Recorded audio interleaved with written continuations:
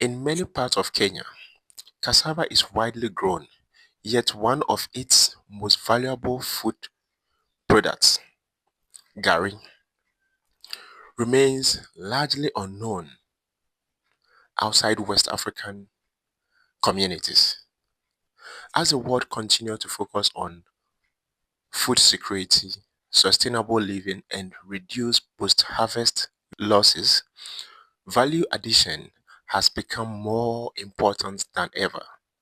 To mark World Food Safety Awareness Day, the traveling photographer partnered with Save Mama Africa and Salama Heritage Eco Village to train women in Kitale, Kenya on how to process cassava into gari, a nutritious, long-lasting, and marketable food product widely consumed across West Africa.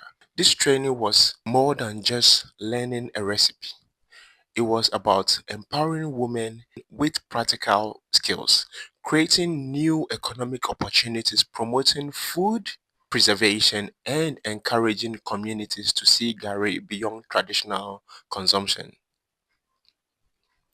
Through this initiative, local women were introduced to a new way of transforming cassava into a product that can support household income, improve food security, and strengthen community resilience.